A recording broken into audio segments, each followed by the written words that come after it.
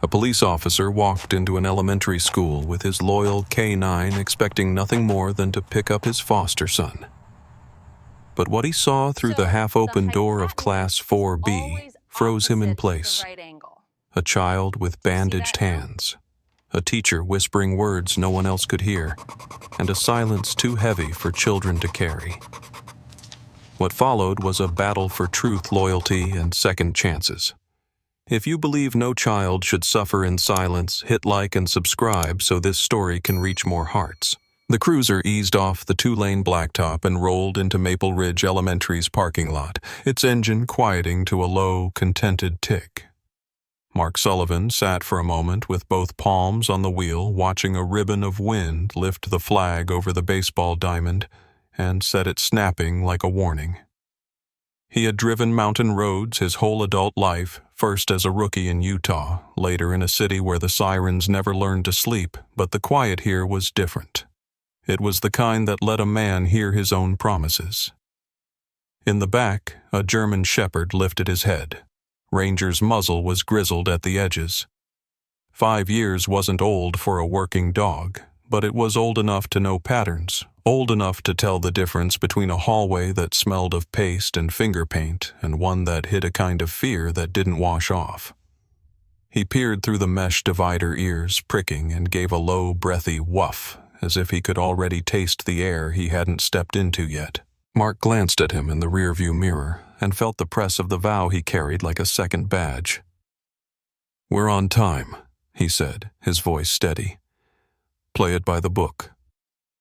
He unlocked the rear door, clipped Ranger's leash, and the pair walked toward the school, an ordinary American place with red brick, a mural of blue jays and maple leaves, and the smell of pencil shavings seeping through the seams of the doors.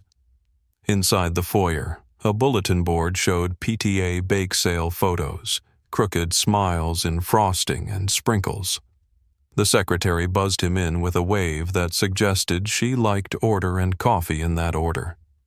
"Officer Sullivan," she said, reading the nameplate over his pocket, though half the town already knew him by the other name, Mark the widower's son turned guardian, the one who'd taken in a boy because a promise was a promise even after hospitals go quiet. "You must be Ranger."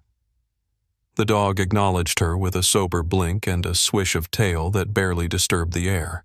The school resource officer, a compact former Marine named Tina Rhodes, met him with a clipboard. "Permission forms are signed," she said. "K-9 remains in the hall while classes are in session. We'll introduce you to the 4th grade teachers next week. Just picking up today." "Yes, ma'am," Mark said. "Ethan Moore after-school reading." He said the boy's name as if it might startle, and it did somewhere beneath his ribs. He had spoken that name in a hospice corridor last December, when Claire, the boy's aunt, had pressed her hand into his and said she couldn't do this without help, when grief still smelled like antiseptic in winter. He spoke it now as if it were fragile pottery, and he was a careful man. The hallway beyond the office was a long, polished tunnel of light and shadow, sun falling in clean stripes across the floor. Ranger's nails clicked twice and then quieted. The dog adjusted his stride to heel by Mark's knee without a word spoken. Children's voices drifted from afar, wing multiplication tables rising and falling, a teacher laughing too loudly at a joke about pizza fractions. A janitor steered a yellow cart past, nodding. Everything ordinary, Mark thought. Everything fine. And then Ranger stopped. It was not a dramatic thing, just the sudden coiled stillness of an animal that has read an invisible wind. His chest swelled once shallow, and a ridge of fur rose along his back as if his body was drawing a line on the floor. The leash tugged light as a suggestion, but he held. Mark followed Ranger's gaze to a door with construction paper stars taped at kid height. Room 4A. The door was shut to a whisper, the sound of a teacher's voice, just a tone under speech, as if the words were meant to lie close to skin. Mark couldn't hear the content, only the cadence. But every cop learns to read shape when details are withheld, the hush after a command, a breath pulled too short, the long pause that lands like weight. He looked at Ranger. The dog's ears angled forward, then flattened, then forward again, a steady metronome of attention. "We keep moving," Mark murmured. He said it for the benefit of the camera dome in the ceiling and for the secretary who might look up and see him, paused in a place where pausing could be misread. They passed the door. Ranger went with him, but his head turned as they did the way a compass needle keeps its truth even while a man walks east. Claire's hatchback was small against the curb when they pulled up to the house later. Ethan waited on the porch with a paperback held like a shield. He was 10 now, tall for it, thin as a second-hand ruler, with hair that couldn't decide between brown and summer blonde. He wore a navy hoodie too big for him in the shoulders. New bandages peeked from beneath the cuffs like shy flags. He didn't run to the cruiser. That wasn't his way. He lifted a hand in a half-wave, then lowered it as if the gesture had overshot its purpose. Ranger stepped down first, body language easy, and angled himself sideways toward the boy presenting a rib cage for a palm to find. Ethan's hand hovered, then landed, and some stiffness in his mouth eased. "Hey," he said to the dog, then to Mark. "Hi." Claire opened the door behind him. A woman who had learned to rearrange 1,000 tiny things when life made one large change, schedules, pantry shelves, the way she greeted afternoons, so a boy wouldn't brace. "How was reading?" Mark asked. Ethan shrugged. "Okay." He said it as if truth might scratch somebody if he let it out without gloves. Mark didn't press. The skill of not pressing had taken him years and cost him parts of himself he hadn't missed until they were gone. "We'll swing back in 20, he told Claire. "Officer check-in." It wasn't untrue, he did have paperwork waiting, and a sergeant who wanted his weekly from a man he didn't yet know. But Mark was also learning Ethan's clock. 20 minutes often landed between a boy's evening and his sleep, a narrow shore where confessions sometimes washed up. They were back at the school by 3:45. The after-school program's coordinator, a retiree with sensible shoes and a calendar printed large, told him room 4B today. She pointed down the same corridor, smiling untroubled. Mark walked slowly. The halls were emptier now, their hush less a feature and more a fact. Ranger fell into that strange gait working dogs have a walk that's also a question. They stopped outside 4B. This door was open wider than the other, wide enough for a cooling draft to slip through.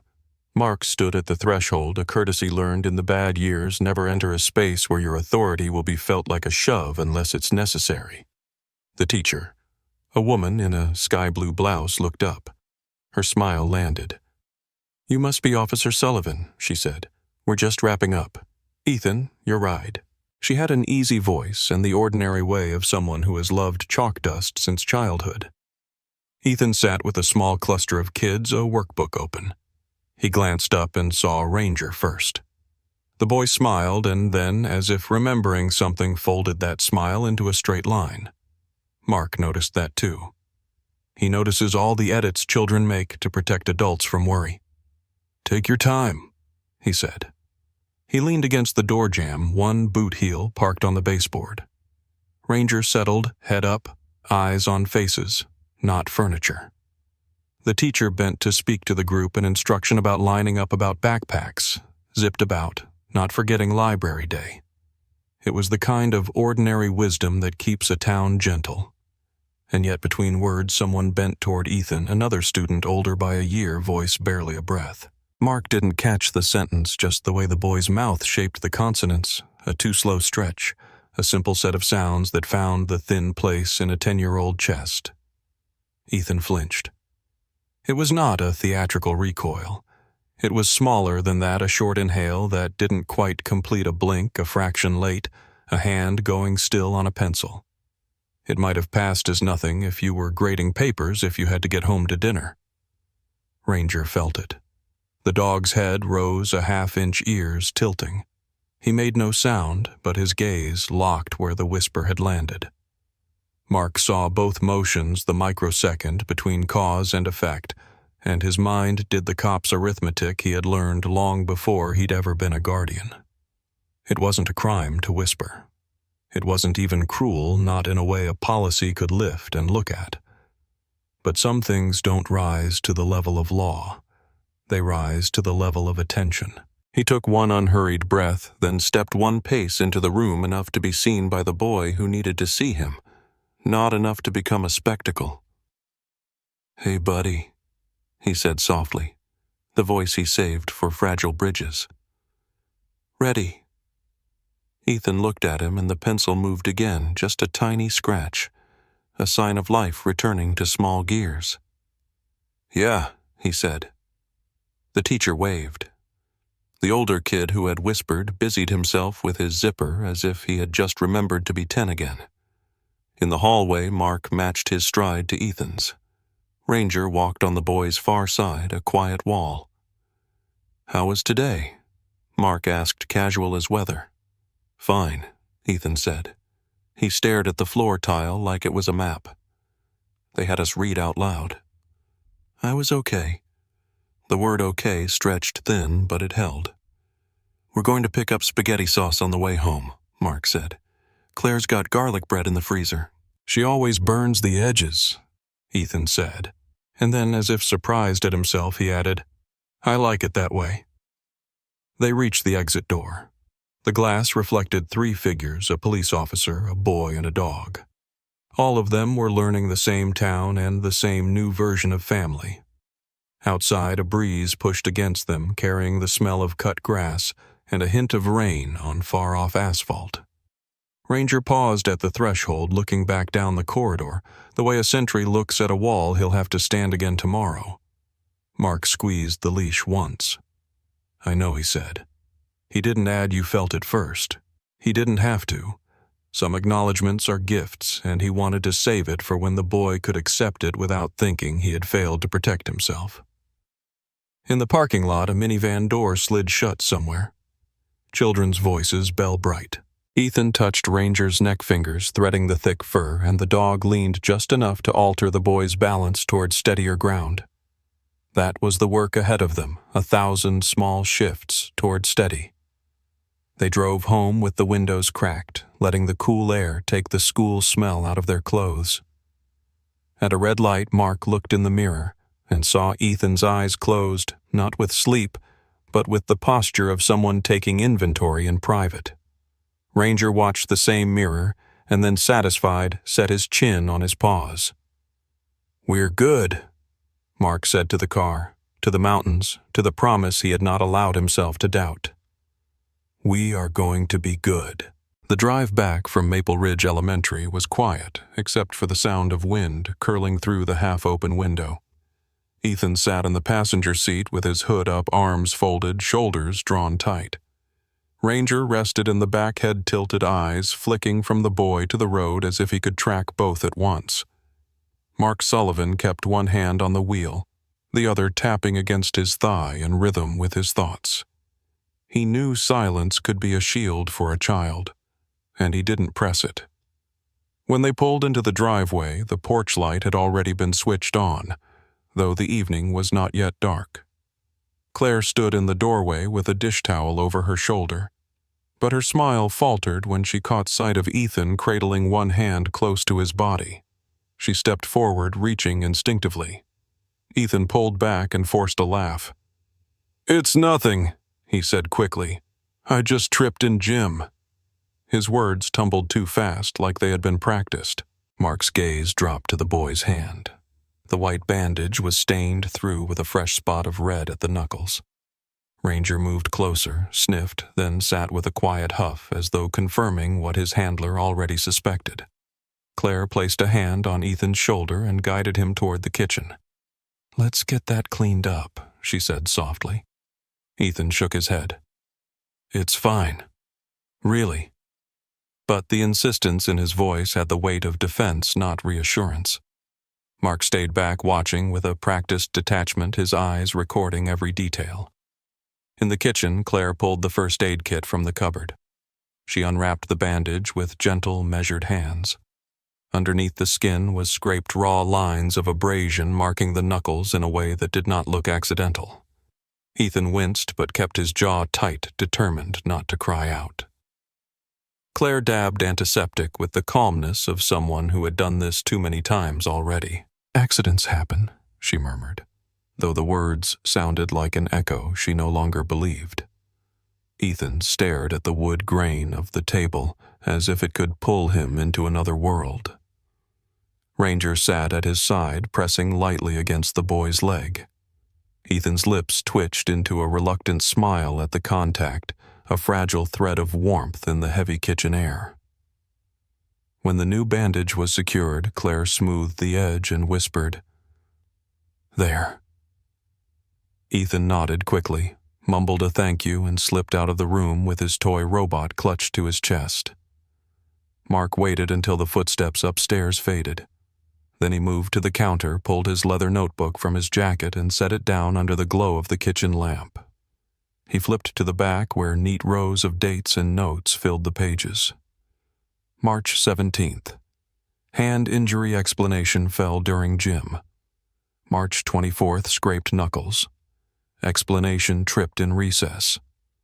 March 31st, bandaged hand, again explanation fell. Tonight, April 7th. Same words. Same excuse. He wrote carefully. April 7th, fresh abrasions on knuckles. Explanation tripped in gym. He looked at the sequence, the rhythm of the weeks lined up in silent accusation. Every 7 days, always midweek, always the same type of injury, always with the same casual explanation. His training told him accidents were random, patterns were not. He tapped the pen against the margin, underlining each date with a slow, steady stroke. Claire returned from upstairs, folding her arms tightly across her chest. He says the same thing every time she whispered. Tripped. Fell. Gym. Mark closed the notebook halfway, his palm pressed firm against the cover. His voice was low, controlled. He's protecting someone. Or protecting himself from saying too much. Claire's breath caught, but she didn't argue. Ranger lay down at Mark's feet, tail sweeping once across the linoleum, as if confirming the unspoken. Mark leaned back in his chair and stared at the calendar hanging by the fridge. Wednesdays. Always Wednesdays. He opened the notebook again and circled the word with heavy ink. Wednesdays. He thought of Ranger freezing in the hallway outside a classroom, ears angling toward something unseen. He thought of Ethan flinching at a whisper only he could hear. And now the injuries stacking like bricks, every one balanced on the same day. Mark closed the notebook with deliberate care. He placed it back in his pocket, not because the matter was finished, but because he knew the next page was waiting. Upstairs, Ethan's voice drifted faintly, talking to his robot as though it were a confidant. Claire's shoulders sagged under the weight of unspoken worry. Mark met her eyes. "This isn't random," he said quietly. She nodded once, fear and resolve mingling in her expression. Ranger lifted his head, listening to the silence. The night outside pressed against the windows, heavy and expectant, as though it too was waiting for the next turn in the story. The following Wednesday arrived with the same cool air that had carried through the mountains for weeks, and Mark drove Ethan to school with Ranger sitting alert in the back seat. The boy wore his hood again, but the way he tugged at the cuffs of his sleeves told a story Mark had already recorded in his notebook. Neither of them spoke much on the drive, but Ranger's dark eyes shifted constantly, reading the boy's posture like a map. At the curb, Ethan slid from the cruiser, gave a small nod, and disappeared into the red brick building. Ranger let out a soft rumble, not of aggression, but of unease, and Mark scratched behind his ears before driving away to his patrol route, already marking the date in his mind. By afternoon, the sky had stretched wide and bright, and Mark found himself parking again in the school lot to pick Ethan up from after-school help. Ranger leapt down eagerly, his leash taut as if he had unfinished business in those halls. Mark signed the visitor log at the office and walked the familiar corridor, Ranger steady at his heel until they reached the cluster of fourth-grade classrooms. Today it was room 4B, and through the glass window in the door, the scene unfolded like a quiet stage. Children were bent over papers, Crayons scattered jars of rinse water balanced near the edges of desks. The assignment, written across the board in careful letters, read, "Draw your dream house." The hum of concentration floated into the hall when Mark eased closer, but he did not enter. Ranger lay down at the door, paws crossed, muzzle pressed to the gap at the bottom, as if listening for more than sound. Inside, Ethan sat at the far end near the supply shelf. His page remained empty, his pencil hovering above the paper without touching. He shifted uneasily, and in that movement his elbow brushed against the plastic cup of rinse water perched on his desk. The cup tipped and a spill of red paint bled across the wood and onto the floor. The sound was small, but it echoed like glass in the hush of the classroom. Children turned as one eyes wide. Some gasped softly. The teacher's heels clicked sharply against the linoleum as she moved toward him. But before her words reached the room, something quieter landed. Ethan froze because he had heard a whisper. It came from close behind him, so low that no one else could make out the words. His back stiffened and his breathing caught. His knuckles pressed against the paper, smearing pink through the fresh bandages. The other children did not need to hear the sentence to feel its weight. They had seen this before, the shift in air, the way a child's shoulders could lock against invisible pressure. The room held its breath. Zoe's hand paused above her crayon. Malik stopped shading his crooked roof. Even Liam, with his careful notebook, glanced up and adjusted his glasses in nervous rhythm. No one spoke. No one dared. The silence was loud enough to rattle the edges of the spilled paint. Out in the hallway, Ranger's ears flicked forward and then back. His nostrils flared. He gave a low, steady growl deep in his chest, not loud enough to alarm, but sharp enough to vibrate through the air. Mark straightened immediately, reading the dog's body language with the same seriousness he gave to radio codes. He bent closer to the door, eyes narrowing on Ethan's hunched form. But the teacher had already arrived at the desk, her voice bright and calm. "Accidents happen, everyone," she said, lifting the cup, blotting the paint with a rag, guiding the class back to their drawings. But her tone did not reach Ethan, who dabbed frantically at the spill with shaking hands, his bandages soaking pink. Ranger's growl subsided into a huff, but his gaze never left the boy. Mark kept his place in the hallway silent, the weight in his chest confirming what his notebook had been building. He said nothing to the teacher when the children filed out later, only stepped back so Ethan could walk between him and Ranger. The boy's hands were damp, his face pale, but he forced a small smile toward his guardian. Mark returned it with quiet steadiness, not letting his eyes drift to the stains still drying on the gauze. Claire was waiting at home when they arrived. She saw the marks on the fresh bandage, heard Ethan's hurried explanation about paint, and said nothing. She cleaned and wrapped his hands again while Ranger pressed close, laying his head on the boy's knee. Mark stood back, opening his notebook once more. He wrote carefully. April 14th. Paint spill in class, whispered words. Boy froze. Witnesses silent. Dog responded. He closed the book with deliberate calm, though his mind was already moving to what must come next. Patterns were now more than accidents. They were echoes building louder each week. Ranger lifted his head from Ethan's knee and looked straight at Mark as if to say what both already knew. The truth was circling closer. Thursday morning slid into Maple Ridge Elementary with the kind of brittle sunlight that revealed dust motes hanging in every corridor and the classrooms filled with the rustle of backpacks and the scrape of chair legs.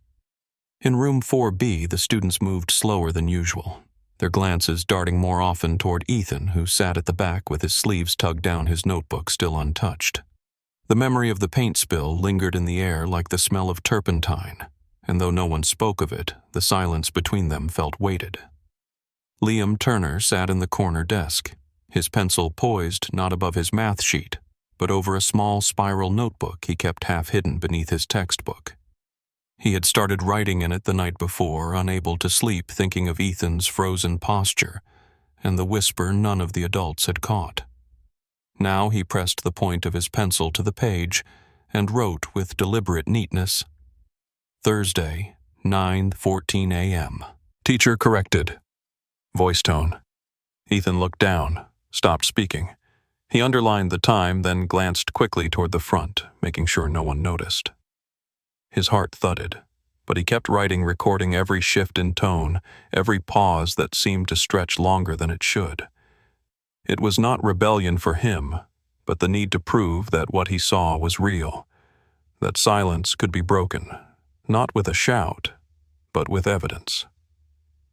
Across the row, Sophie Adams tapped her eraser against the desk, her lips pressed thin.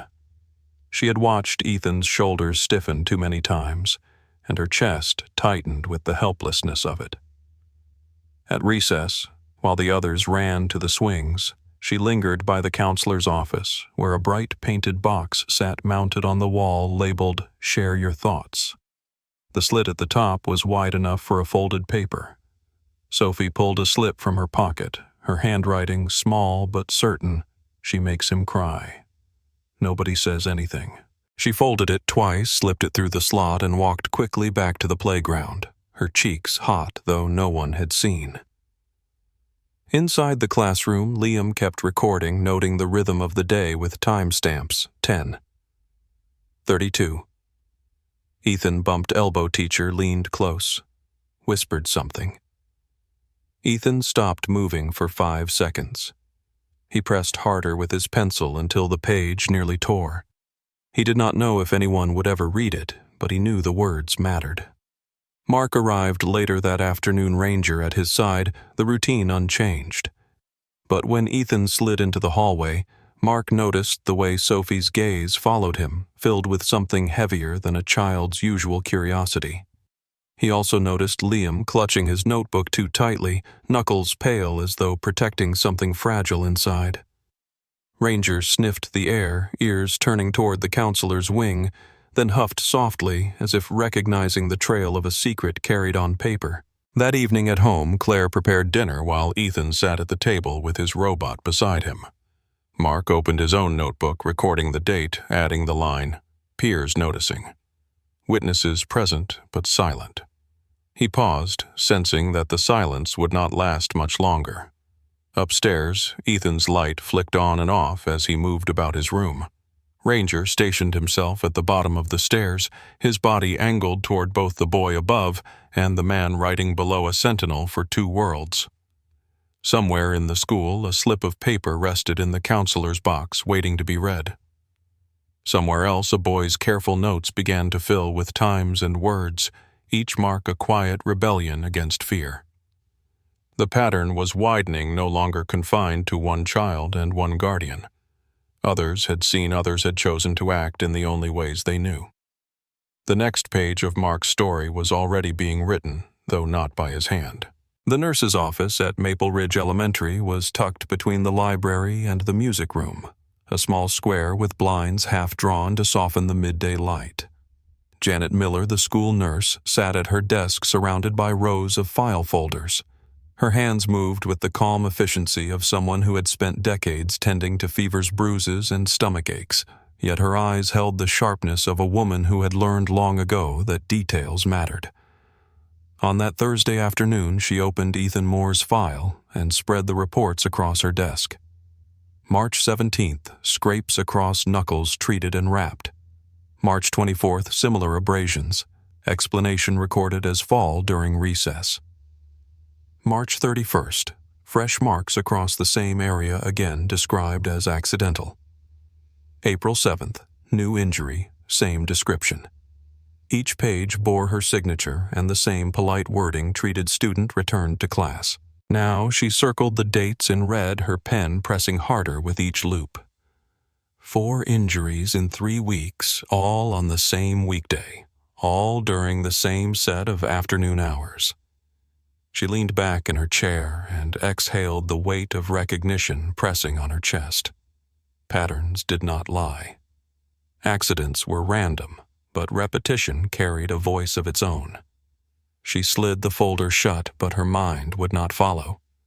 When the final bell rang, she stepped into the corridor, her gaze scanning the flow of students.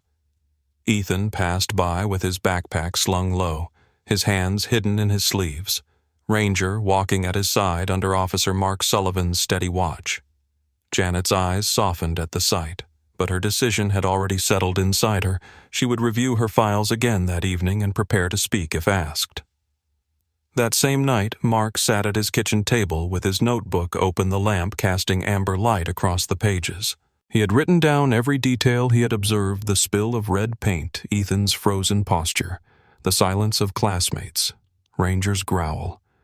He flipped back to the earlier pages and studied the dates. March 17th, March 24th, March 31st, April 7th, April 14th. Each entry carried the same description: hand injury, explanation, tripped. He tapped the pen against the margin and glanced toward the calendar hanging by the fridge. All of them were Wednesdays. He drew a circle around the days and underlined the word: Wednesdays. He reached for his patrol log, a thick binder kept with police precision. Each shift recorded each call, documented each hour accounted for. He laid the log beside his notebook and began cross-checking. March 17th, he had been called to a noise complaint across town at 2:30, logged until 3:10. Ethan's injury had been reported at 3:15. March 24th, traffic stop recorded at 2:40, injury logged at 3:05. March 31st, domestic disturbance call ended at 2:55. Ethan's hand wrapped at 3:20. April 7th patrol on Main Street at 2:50. Ethan sent to the nurse's office at 3:10. April 14th, routine school visit with Ranger at 2:45. Injury noted at 3:15. The pattern was relentless. Always mid-afternoon. Always within the same narrow window of time. Always inside the school. Mark pulled a blank sheet of paper and began sketching a web, each date at the edge of a circle, lines branching inward to a single center. He wrote the name Room 4B in heavy block letters. Around it, he added the names of those present: Ethan, Zoe, Malik, Liam, Sophie. Witnesses, each silent but not blind. He drew another line to teacher, leaving the name unspoken but implied. His jaw tightened as he stared at the map. This was no longer instinct or suspicion. This was a structure evidence beginning to harden into shape. Claire entered quietly, drying her hands with a towel. She stopped when she saw the spread of papers and notebooks across the table. "You've found something," she said softly. Mark nodded without lifting his eyes. Too many injuries, too many times, always the same day, always the same room. He closed the patrol log with finality. It's not chance. It's a pattern. Claire sank into the chair opposite him, her face pale but resolute. "So what happens now?" she asked. Mark pressed his palm against the notebook cover as though anchoring it. "We build the record, piece by piece, fact by fact. When the time comes, the weight will be undeniable." Upstairs, Ethan moved about his room, the creak of floorboards carrying into the kitchen. Ranger, lying at the base of the stairs, lifted his head at each sound and then lowered it again, content only when the boy's footsteps stilled. Mark's eyes followed the lines of his web once more, his mind already on the next step. The pattern had been found, but proof would need to grow stronger, louder, until no one could dismiss it. The silence of witnesses could not last forever, and he knew the moment would come when the truth stepped out from the margins. Monday came with the same restless wind sweeping down from the ridge, rattling the flags in front of the school and carrying with it the quiet tension that had settled over room 4B. Liam Turner walked into class with his backpack pulled high on his shoulders, his spiral notebook tucked safely inside. But today, he carried something else, a small recorder wrapped in tape to hold the battery in place. It was old, borrowed from his mother's drawer, but it worked. He had tested it 3 times the night before, whispering into the microphone, replaying, making sure every syllable came back clear. He slipped it under his desk before the lesson began, careful to tilt the microphone toward the center of the room. His heart beat fast, but he forced his hands to look casual, pretending to sort pencils. When the teacher walked in, her heels clipped against the floor and her smile spread wide, but her eyes skimmed the room with that sharpness everyone had learned to recognize. She began the math lesson, but the rhythm soon shifted. When Ethan stumbled on an answer, she leaned too close, her lips curling in a whisper meant for no one else. The class sat frozen as Ethan's pencil stopped moving. Liam kept his eyes on his paper, but inside he felt the recorder humming like a witness. The red light blinked once, steady. It captured the hiss of her words, the intake of Ethan's breath, the silence of children pretending not to notice. The lesson continued, but Liam's thoughts stayed with the device beneath his desk, the evidence collecting second by second, the proof he could not find in his notebook alone. At dismissal, he slipped the recorder back into his backpack and walked quickly to the curb, hugging it to his chest, as though it were a fragile truth.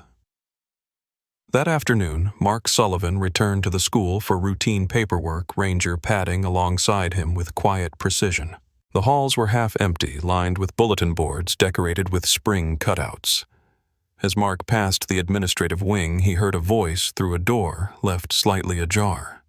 It was sharp-clipped and carried the unmistakable tone of someone speaking without fear of being overheard. He slowed his step, leaning just enough to catch the words. "They're kids," the teacher said on the phone, her laugh thin. "Who would believe them? Children exaggerate. Children cry. It's their word against mine." Mark froze, his instincts flaring, but his movements calm. With one smooth motion, he slid his phone from his pocket and pressed the record button. He kept his face neutral, his footsteps light as the words poured out from the office. He saved the file under a simple name, then slipped the phone back into his jacket just as the call ended. He moved on without pause, but inside his chest, his heart struck with the weight of confirmation.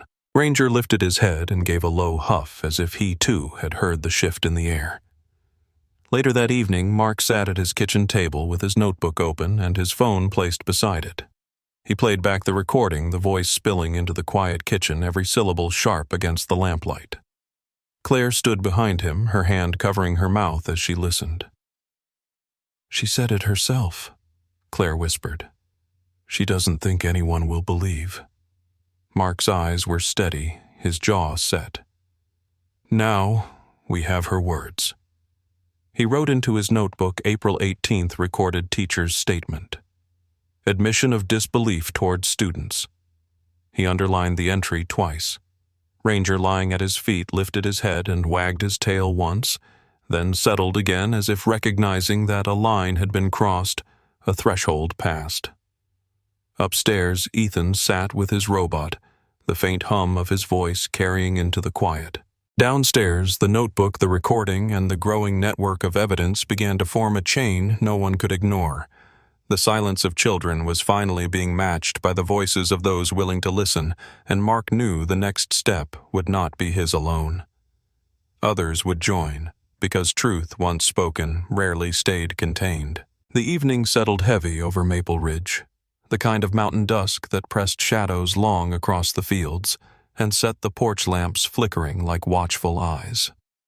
Inside Mark Sullivan's modest living room, the air was charged with a quiet urgency. The coffee table, usually stacked with Ethan's books and Claire's folded laundry, now held notebooks, files, and a single blue USB drive. Mark stood near the mantel sleeves, rolled back notebook open, his posture steady, though his jaw carried the tension of a man preparing for a fight that was more than his own. Claire sat on the couch, arms folded around herself, her face drawn but resolute. Beside her, Janet Miller, the school nurse, laid out Ethan's medical reports, each page circled in red, each entry like a wound on paper. Rosa Martinez, the school counselor, arrived last, her bun loosened from a long day, eyes tired, but alive with determination. She carried a folder of anonymous student slips, some in shaky handwriting, others in bold capitals. each one echoing the same truth whispers that made children cry words that cut sharper than rulers. Ana Perez, a parent who had once brushed aside her son's fears, now clutched Liam's recorder in her hands. She set it on the table like an offering, her voice low but clear. He caught it. The words are on here. No one can pretend anymore. Mark looked at each face in turn, weighing their resolve. We all carry pieces, he said quietly. Tonight, we fit them together. He opened his notebook to the page where his web of dates and names spread outward like a map. He pointed to the pattern of Wednesdays, to the lines that led back to the same classroom. Janet added her medical records beside it, her voice calm but edged. Every time the same child, the same hour, the same explanations. It is not chance. Rosa spread the student notes in a fan, her fingers pressing down to keep them from curling. Children are speaking even if they do not sign their names. They are telling us in the only way they know. Anna pushed the recorder forward, the weight of proof heavy in the device's small frame. This is not hearsay anymore, she said. Mark nodded, then placed his phone beside it. With one tap, he played the recording he had captured outside the office. The voice filled the room, sharp, dismissive. They're kids. Who would believe them? Silence followed, thick and raw. Each adult in the room exchanged glances, the enormity of what they held settling deeper. Just then, the sound of paws echoed down the hall. Ranger burst into the living room, tail swaying like a flag, a crumpled paper wrapper caught in his mouth. He trotted proudly to the center of the circle and dropped it on the pile of evidence. The wrapper, once wrapped around a cookie Claire had tucked in Ethan's lunch, unfolded across the files with a faint grease mark. For a moment the room froze, then laughter broke through the tension. Claire shook her head, covering her mouth with her hand. Janet chuckled softly, and Rosa let out a breath that sounded almost like relief. Even Anna, whose shoulders had been tight all evening, leaned back and laughed until her eyes watered. The sound was not careless. It was necessary, a reminder that even in the middle of fear, small moments of absurdity could restore strength. Mark scratched Ranger's ears, his voice warm.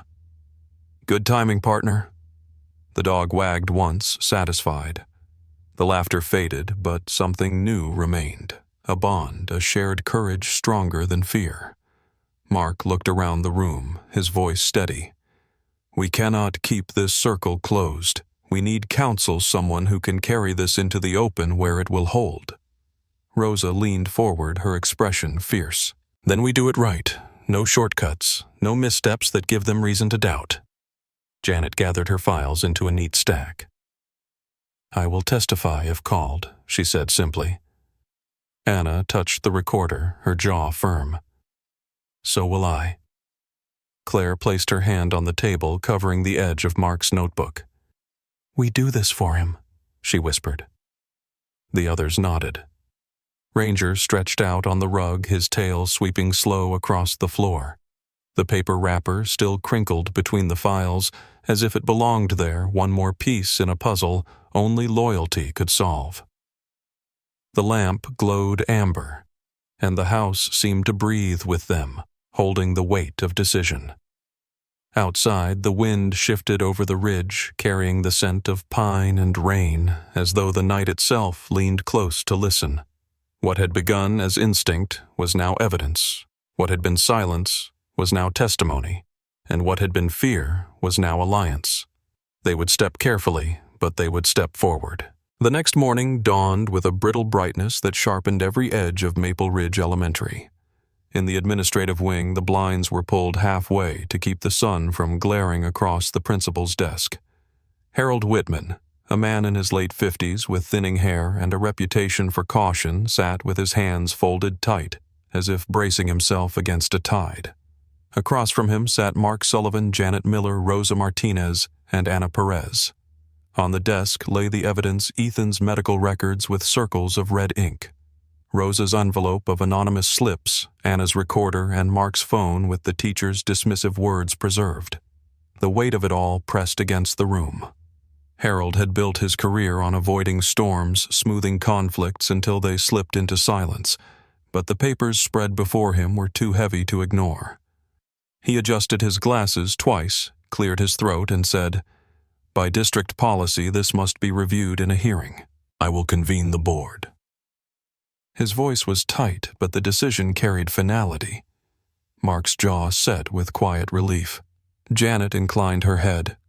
Rosa's shoulders relaxed just slightly, and Anna exhaled as though a door had opened.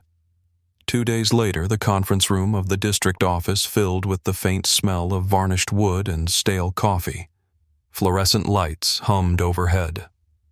At the long table sat the panel Dr. Miriam Caldwell, chair of the board, sharp-eyed and deliberate. Leonard Brooks, the district attorney, heavy-set with a slow voice, and Sarah Whitaker, parent representative, her expression stern with lived experience. At the far side sat the teacher, composed in her maroon blazer, hands folded neatly, lips painted in perfect confidence. Her district attorney sat beside her with a stack of notes squared to precision. On the opposite side sat those who had carried the pieces, Mark with his notebook. Claire beside him holding Ethan's hand, Janet with her files, Rosa with her slips, and Anna with the recorder. Ranger waited outside the room by policy, though his presence pressed against the door like a silent guard. Dr. Caldwell opened the session with a measured tone. "We are here to review allegations concerning Classroom 4B and to consider the evidence presented." She gestured for Rosa. Rosa slid the envelope forward, and the staff member read aloud the slips of paper in a clear voice. She whispers, "Until he cries." She called my friend useless. I do not want to sit near her because she scares me. The words echoed against the sterile walls, each sentence carrying the tremor of children who had written them in secret. The room grew still. Then, before silence could settle fully, a chair scraped. All eyes turned to the student section, where a small group had been seated with parents. Sophie Adams, slight and pale, stood with trembling hands. Her voice was thin but unwavering. "I wrote one of those," she said. "It was about Ethan. She made him cry, and I saw it. We all saw it." The room shifted with a ripple of gasps. Sophie's mother half rose to steady her, but Sophie kept her gaze forward, her shoulders squared with the fragile bravery of a child who had carried too much. Dr. Caldwell inclined her head gravely. "Thank you, Sophie. Your courage is noted." The teacher's smile faltered a crack in the mask she wore so tightly. Janet followed, presenting the medical records with calm authority. 4 incidents in 3 weeks, always the same explanation, always the same time, she said. She placed the folder open before the board, the circled dates aligned in unbroken rhythm. Then Anna played the recording. Liam's evidence spilling into the room, the hiss of a cruel whisper, the silence after. The board members shifted in their seats, discomfort sharp across their faces. Finally, Mark played his own file, the teacher's voice dismissing children as untrustworthy. The words fell heavy. "They're kids. Who would believe them?" Silence followed thick as stone. The panelists exchanged glances. Then Dr. Caldwell folded her hands. "The evidence presented shows a repeated pattern of harm. This board will proceed with suspension pending full investigation." Her gavel struck once, the sound echoing through the room. In the hallway, Ranger rose to his feet as the door opened. Ethan stepped out, his hand gripping Claire's tightly, his shoulders tense but his chin lifted just enough to show something new. Ranger pressed against his side, steady as stone. Sophie walked past with her mother, her eyes meeting Ethan's for a fleeting moment, a spark of solidarity in the silence.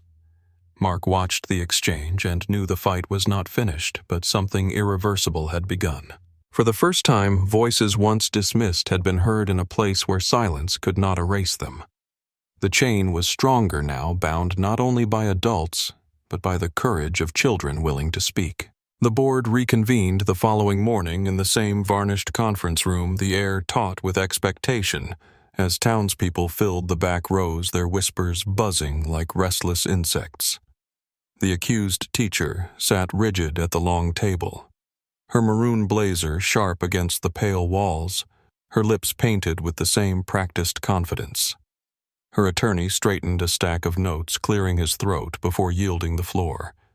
She began slowly, her voice, even hands folded neatly as if she were giving a lesson. What you have heard are misinterpretations. Children today lack structure. They misbehave. They test boundaries. What I have done is discipline firm, yes, but necessary for their futures. Her gaze moved deliberately across the panel as though daring them to disagree. Accidents happen. Children cry when corrected. It is not cruelty. It is preparation. The words hung in the air, brittle and sharp. For a moment the room was silent, the panel unmoving. Then Dr. Caldwell gestured for the evidence to be replayed. Anna pressed the recorder and the hiss of a whisper filled the room. Clumsy again. No wonder everyone laughs. The board members stiffened. Sarah Whitaker's jaw tightened. Leonard Brooks's pen tapped sharply against the table. Before the echo faded, Mark pressed play on his phone. The teacher's own voice spilled into the silence. They're kids. Who would believe them? The contradiction was complete. The calm justification shattered under the weight of her own words. Janet laid out the medical reports again, the red circles aligning with the same hours, the same days, the same explanations repeated until they sounded like lies carved into stone. Rosa placed the student notes side by side, a chorus of fragile voices carrying more weight than any single statement. The teacher's smile faltered, her mask slipping as murmurs spread among the gathered parents. One by one, heads nodded in the crowd, whispers turning into a collective current of disapproval. The panel exchanged looks, each expression hardening. Dr. Caldwell spoke with clarity. Discipline does not leave bruises. Discipline does not whisper humiliation. Discipline does not silence children until they cannot lift their heads. Her voice cut through the tension like a blade. The evidence presented demonstrates repeated psychological and physical harm. This board has no choice. She looked to her colleagues, and they nodded in solemn agreement. Effective immediately, Ms. Holloway is suspended pending full independent investigation. The gavel struck once the sound echoing louder than its size, and the decision fell like a stone into water, sending ripples through every row of the small-town audience. For years, Harold Whitman had been known as the principal who smoothed over trouble, who avoided conflict at every turn. But even he, seated at the side, bowed his head, acknowledging that silence could not hold against such proof. The teacher's attorney tried to object, shuffling papers, but the words died in the face of the recordings still vibrating in memory. The maroon blazer that once carried authority now looked like armor cracked beyond repair. In the hallway, Ranger rose to his feet before the doors even opened, sensing the shift before human ears caught it. When Ethan stepped out, his small frame pressed against Claire's side. Ranger leaned firmly into him, the boy's hand curling into his fur with relief. Sophie walked past with her mother, her eyes bright not with fear, but with a flicker of pride, and Liam clutched his notebook with less weight than before, knowing his words had not been wasted. Parents clustered near the doors, their voices low, but charged no longer whispering uncertainty, but shaping resolve. Mark stood near the threshold, his notebook tucked under his arm, watching the change take root. He knew this was only the beginning of a longer process. Hearings, appeals, investigations. But for the first time, the silence that had held the children hostage had been broken in a place where it mattered. A teacher who had dismissed voices as fragile now faced the weight of those same voices braided together. As they left the building, the town outside seemed altered. The flag at the schoolyard snapped in the wind, the sound no longer a warning but a declaration. Ranger walked between Ethan and Mark, his head high, his gait steady. Claire looked at Mark, her voice low. "Do you think this will hold?" Mark nodded once. "It will." The silence is finished. He believed it not only because of the files in his pocket or the recordings on his phone, but because he had seen what courage looked like when children stood, when parents risked, when colleagues chose truth over comfort. That courage could not be put back into hiding. The suspension had been immediate, the decision unexpected by a town that often chose quiet over conflict, but now the path was open and there was no turning back. The week after the suspension began with a hush that hung over Maple Ridge Elementary, like a cloud ready to break. But inside room 4B, the atmosphere shifted as the door opened to reveal someone new. Mr. Aaron Keller walked in with a stack of folders under one arm and a crooked tie that already bore chalk dust. He was in his mid-30s, medium build, hair in need of a trim, and his smile was wide without being forced. He paused at the threshold, greeting the children by name from the list in his hand, his tone light and warm. "We'll start fresh today," he said, setting the folders down. "I hear you're a smart bunch, so I'll try to keep up." The children giggled at the remark, the first ripple of laughter to pass through the classroom in weeks. Ethan looked up from his desk wary at first, but when Mr. Keller handed out paper with big looping letters and joked about his handwriting being worse than theirs, the boy's lips twitched into the beginnings of a smile. The lesson unfolded gently with group work instead of whispered corrections, with praise spoken aloud instead of silence hanging like punishment. Zoe raised her hand without hesitation. Malik leaned forward eagerly with answers that stumbled but were welcomed.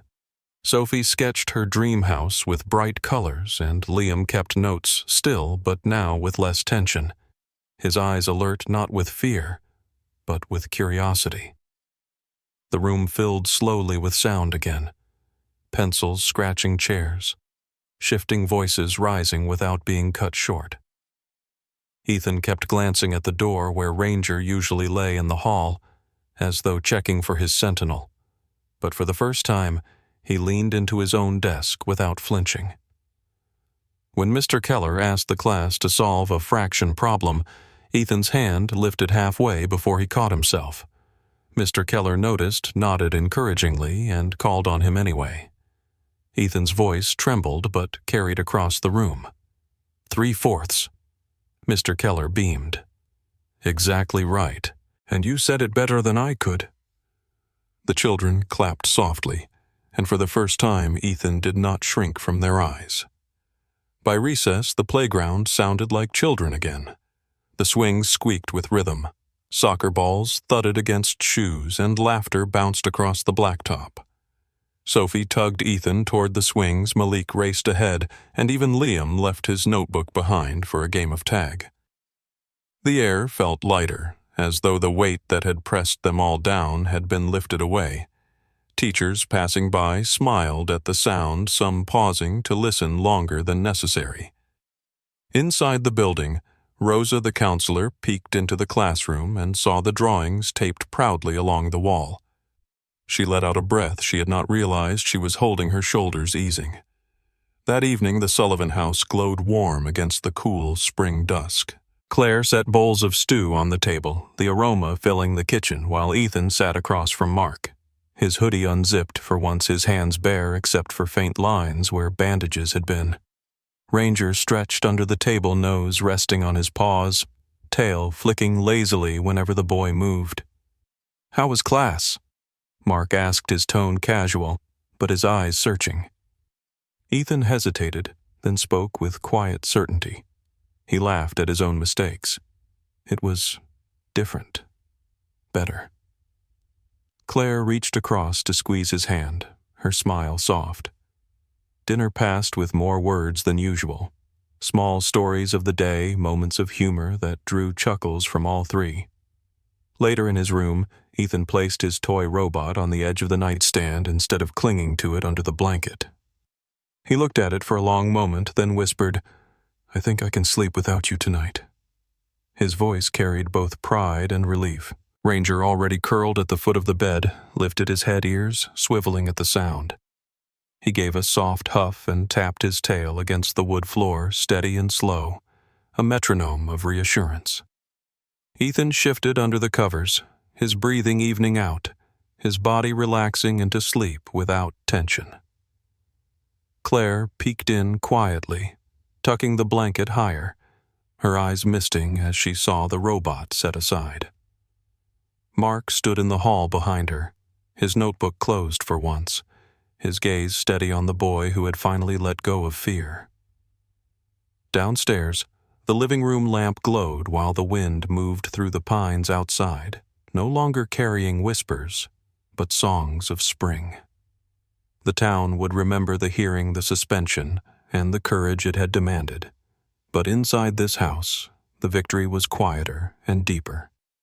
It was the sound of a child sleeping without clutching protection, the sound of a dog's tail brushing rhythm against wood, the sound of promises kept. Mark placed his notebook on the mantel and whispered more to himself than anyone. We held the silence for him, and now he doesn't have to hold it alone. You've just seen how silence can weigh heavier than words, and how courage, sometimes from a child, sometimes from a dog, can change everything. What part of this story struck you the most? Do you think the children were braver than the adults? Or was it the adults who finally chose to listen? Let me know your thoughts in the comments below, and also tell me where in the world you're watching from. If this story moved you, please like this video and subscribe so we can keep sharing stories that remind us all of loyalty, hope, and second chances.